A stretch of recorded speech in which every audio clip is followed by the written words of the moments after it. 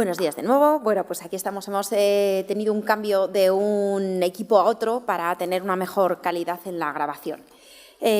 Proseguimos con la última ponencia, este primer bloque de la mañana, a cargo del doctor Antonio Pérez Largacha, amigo y conocido de todos, que nos va a hablar de la obra de Giovanni Battista Piranesi y el debate sobre la primacía del arte faraónico y clásico, ¿no? Antonio Pérez Largacha es profesor titular de la UNIR, la Universidad Internacional de La Rioja, universidad online y, en cierta manera, competencia de la UNED, pero estamos muy contentos de esta colaboración, de este proyecto, como decía en la presentación, de estas dos universidades online. Antonio se ha dedicado también de manera muy extensa al tema de la egiptomanía, tiene una publicación muy interesante en la alianza con este mismo título. Y yo creo que igualmente, de la misma manera que se lo decía al doctor Molinero, pues es otro de los popes de la egiptología, ¿no? Y además, con mucho orgullo lo digo, mi maestro y fundador de eso que nosotros llamamos la Escuela Pérez Largacha, que va fructificando. Así que muchísimas gracias, Antonio.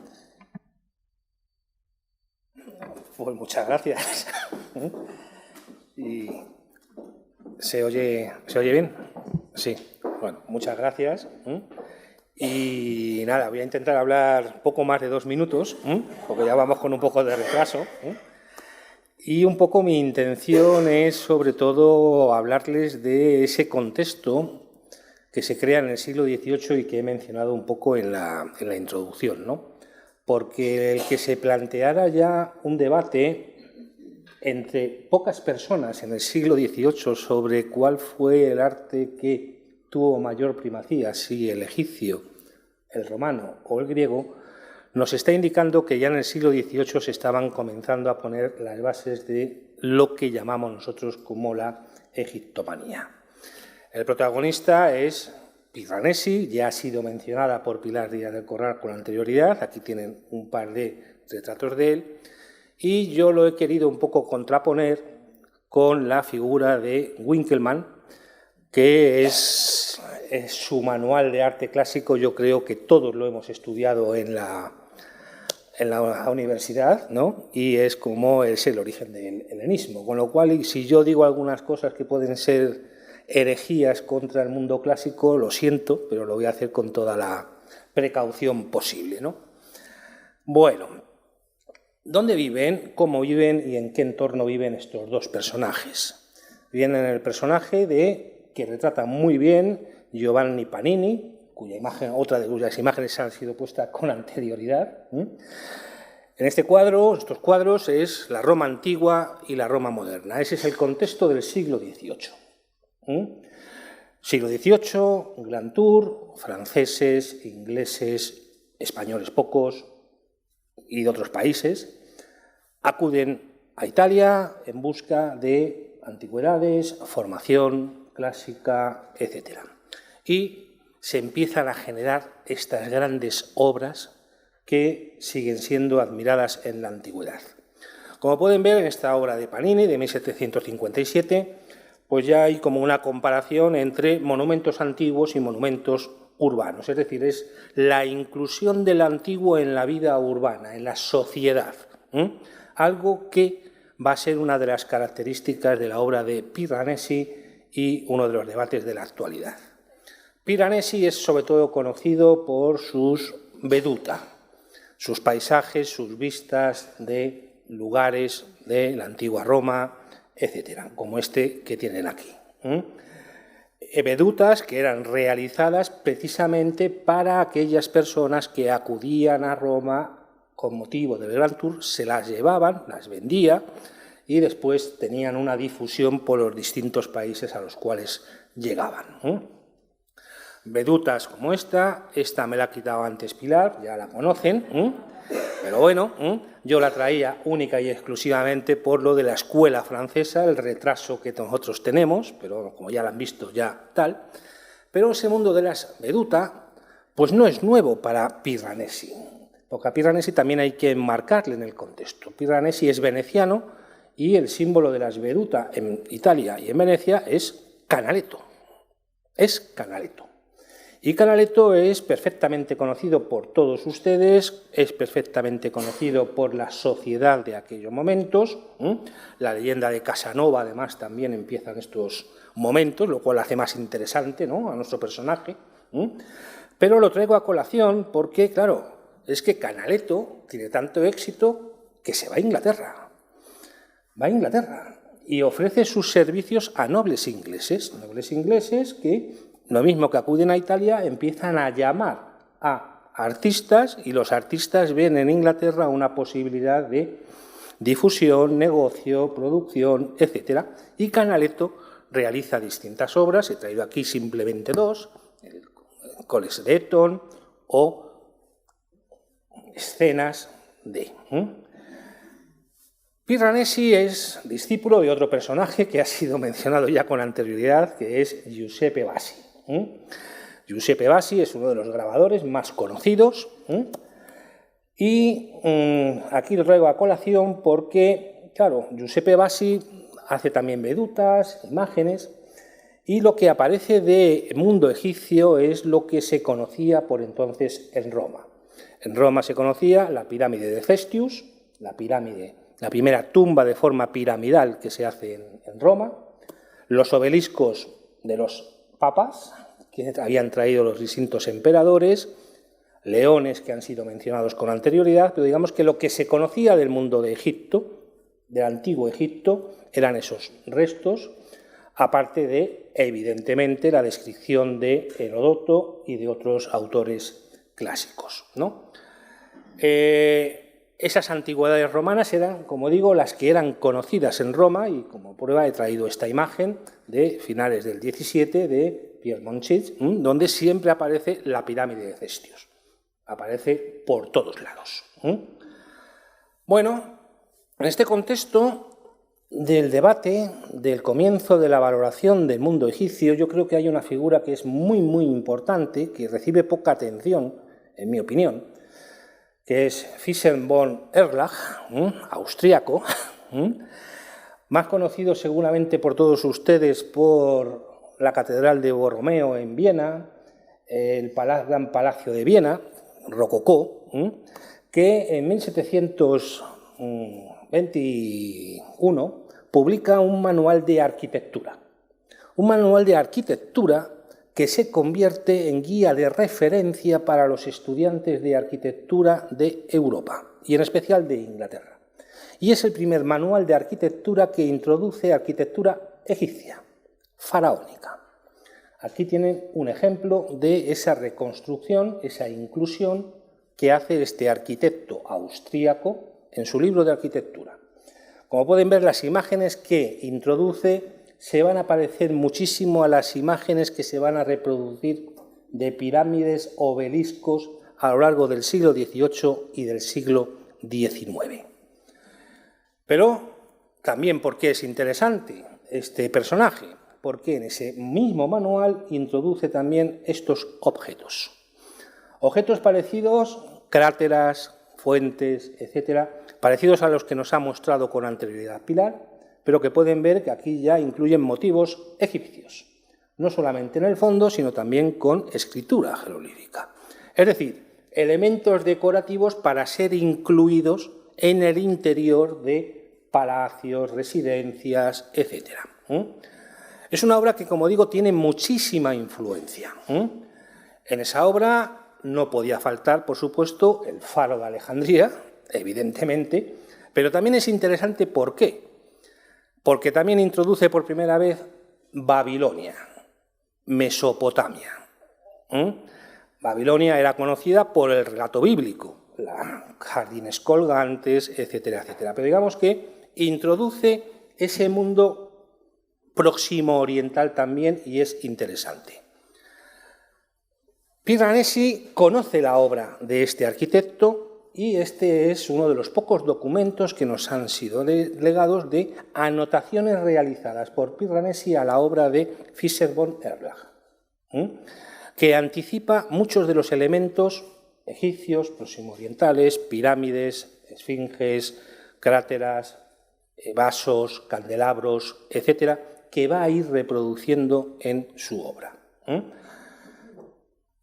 Igualmente, también es importante, por lo menos en mi opinión, a veces me disperso y pido perdón, que en el siglo XVI tiene mucha importancia el renacimiento de las villas.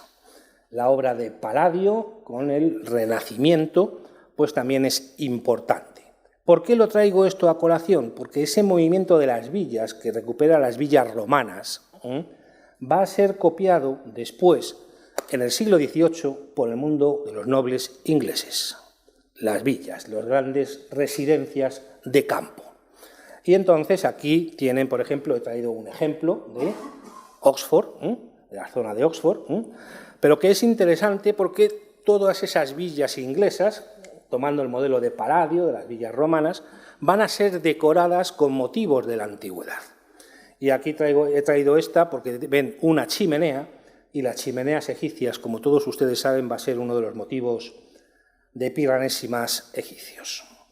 Bueno, Piranesi realiza toda una serie de vedutas, imágenes, etcétera, etcétera, como pueden ver aquí, pero quizás una de sus obras más conocidas desde el punto de vista egiptológico es el Café degli Inglesi, realizado en 1769 en la Plaza de España.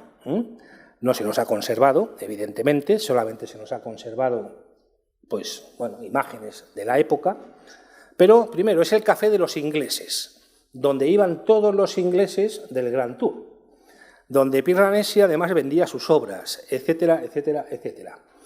Donde Robert Adam, que ha sido mencionado anteriormente, que es el estilo Adam, que es dominante en Inglaterra a finales del XVIII y copia las chimeneas, entra en relación con Piranesi, pero bueno, para que vean un poco también las relaciones. Y en este Café de los Ingleses, pues bueno, Piranesi decora ese café con motivos egipcios como el que tienen aquí. Son como ventanas. Los motivos egipcios pues son los que se conocían en la Roma del momento. Son los antinoos de Adriano, de la villa, los que Adriano había realizado a ese amante que había ahogado en el Nilo, etcétera. Esfinges, pequeños objetos que eran conocidos en el mundo romano, ¿no? Bueno, pues esa es la decoración que realiza Piranesi y que en cierta manera recuerda como a esas imágenes con ventanas que van a estar presentes en la descripción del Egipto y en otra serie de obras, ¿no?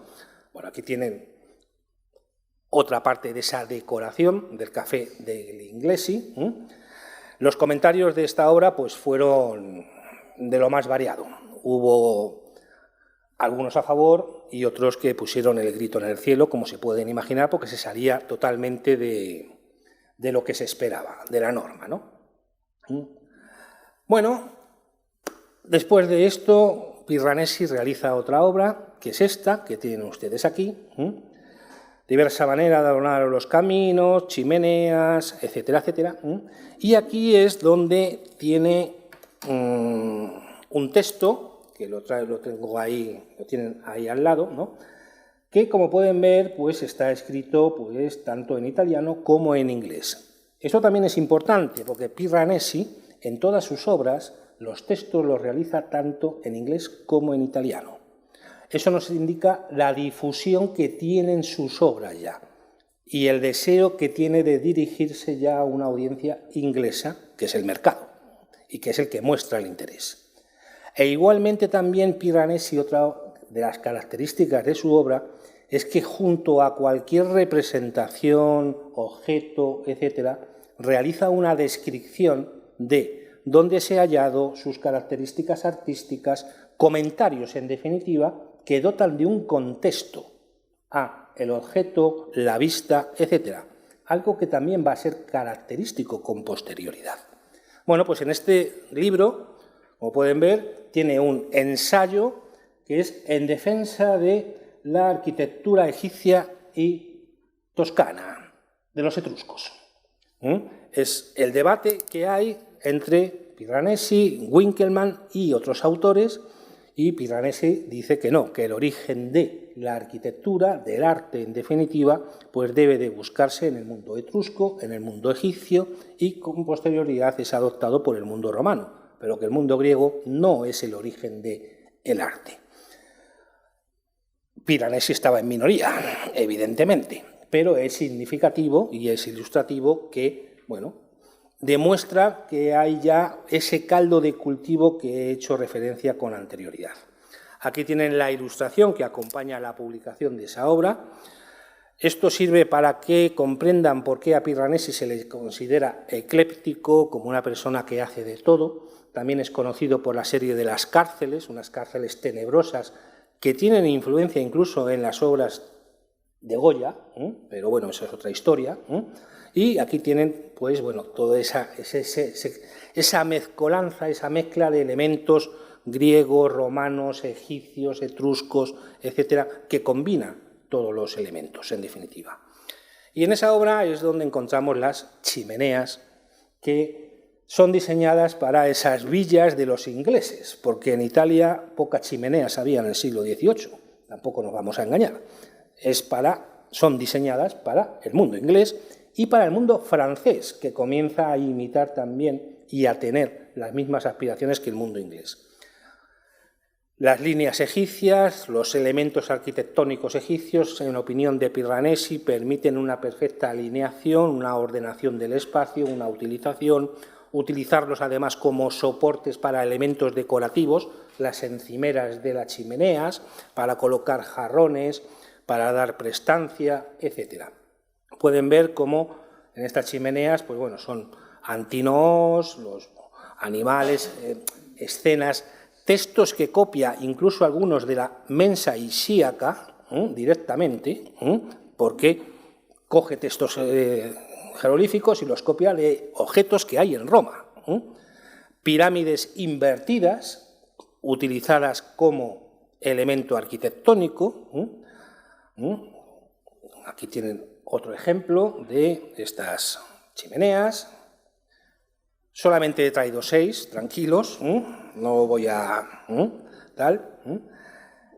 Y hay 2 que se conservan. Una en el Museo de Ámsterdam, de Thomas Hope, que se la compró a Piranesi, y la otra que tienen a mi derecha está en la Fundación Botín del Banco Santander. Esta no tiene motivos egipcios, pero tiene otros elementos que son característicos de la obra de Piranesi y de otros personajes de la época, que incluyen en sus obras y en sus diseños objetos que ellos hallan o que se les proporcionan de excavaciones. Aquí hay una escena de Baco del siglo II que incluye Piranesi sin remilgos directamente en la chimenea. Estos son otras manifestaciones de esa obra de Piranesi, vasos, candelabros, del tipo que nos han mostrado con anterioridad. Y sin querer hacer spoiler a la conferencia de Mireia de esta tarde, pues claro, en época de Piranesi también tiene lugar otro acontecimiento, que es el descubrimiento de Pompeya y Herculano, y el templo de Isis. El templo de Isis es especialmente importante, ¿por qué? Porque es el primer templo egipcio que se encuentra fuera de Egipto y que se empieza a excavar como tal, con lo cual va a tener una repercusión, una influencia tremenda, a la que estoy seguro que Mireia nos va a hablar mucho mejor de lo que voy a hacer yo, ¿no? Bueno, esto es una escena, ¿no? Tal. Pero ¿por qué lo traigo yo aquí a colación? Porque Piranesi acude a las excavaciones de Pompeya y nos han dejado sus anotaciones de las excavaciones del templo de Isis en Pompeya, 2 años o 1 año antes de morir. Era el interés. Piranesi es arquitecto, pero también está al tanto de todas las excavaciones, de todos los descubrimientos que se realizan. Y va a Pompeya y, como ven aquí, nos ilustra las excavaciones en el templo de Isis en Pompeya. Piranesi muere, es enterrado en la iglesia de los Caballeros de Malta, de la Orden de Malta, en Roma, donde realiza su única obra arquitectónica, la fachada de la iglesia. Pero también Piranesi reorganizó la plaza donde está la iglesia. ¿Y cómo la reorganiza? Como la tienen ustedes ahí, obeliscos, motivos egipcios. Es una plaza que reúne un poco lo que ha sido el planteamiento de mezcla, convivencia, adopción, utilización de elementos de distintos periodos y momentos. Voy a ser muy breve porque ya hay ganas de café y de desayuno. Y voy a traer a colación dos personajes que para mí son muy importantes y que responden un poco a ese caldo de cultivo que Pi Ranesi y otros, y el Grand Tour en definitiva, ponen. Uno es Luis Francois Casas. Esta obra es conocida, de 1799, pero ¿por qué es importante? Porque Francois Casas es puesto al servicio, o un diplomático, francés, lo toma a su servicio en Estambul y después viaja por Oriente, pero es para que trabaje para él. Es decir, es como el anticipo de los cónsules del siglo XIX, pero en plan de dibujos, grabados, etc. Seguro que alguna pieza caería también, ¿no? Pero bueno, realiza esta obra. Y esta obra, pues, como pueden ver, reproduce un poco ese gusto de las antigüedades, los paisajes que las Veduta, el Grand Tour, estaba poniendo, solamente que por primera vez se ponen en relación con Egipto. Se habla muchas veces de Richard Pocock, Norden, etcétera, como en el siglo XVIII, pero estos dos personajes, este y otro que voy a hablar posterior, muchas veces se olvidan. Estas imágenes comienzan a llegar a Europa. Se pueden imaginar el impacto. La obra es de 1799, pero es también con anterioridad. Anticipa muchas cosas que vamos a ver en obras posteriores, como pueden ver. Y anticipa tanto que aquí tenemos un retrato de Denon. Denon le realiza un retrato. Es decir, es que Denon, antes de ir a Egipto, que es uno de los padres de la descripción del Egipto, como todos ustedes saben, es admirador y conoce la obra y va a Egipto, no solamente con las ideas de Herodoto, etcétera, etcétera, sino con todo ese relato que le ha contado Luis Francois Casas, que luego queda oscurecido. E igualmente, al igual que he hecho anteriormente con Thyssen-Bornemann, pues también, fíjense, Palmira, las cariátides, es decir, esa valoración de las antigüedades en todos los sentidos. Y el otro personaje que quería traer es a Luigi Mayer. Este es importante, en mi opinión, ¿por qué? Porque es inglés y fue discípulo de Pi Ranesi. Solamente que este luego se puso al servicio de un embajador inglés, evidentemente. Realiza una obra que se publica en 1801, Vistas de Egipto, donde Morgan fue el grabador, etcétera, etcétera, pero sus imágenes son muy conocidas con anterioridad, porque una cosa es cuando sale el libro y otra cosa son todos los dibujos, bocetos que hay previamente de años previos. Es decir, son obras que aparecen antes de la descripción del Egipto, para que se hagan una idea. Y estas imágenes las habrán visto ustedes igual en muchas ocasiones.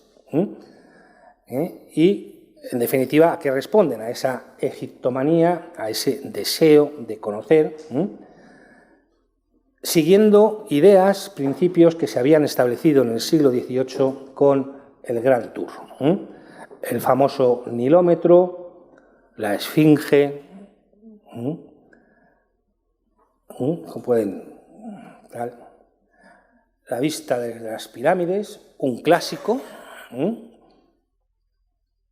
Y esta no he podido resistirme, porque ya da pie a lo que nos van a hablar a continuación. Esto es una vista de una villa en el barrio de Boulac, donde después Mariette pondrá las bases del primer museo egipcio, ¿no? Y ahí se pueden ver que están vendiendo antigüedades egipcias.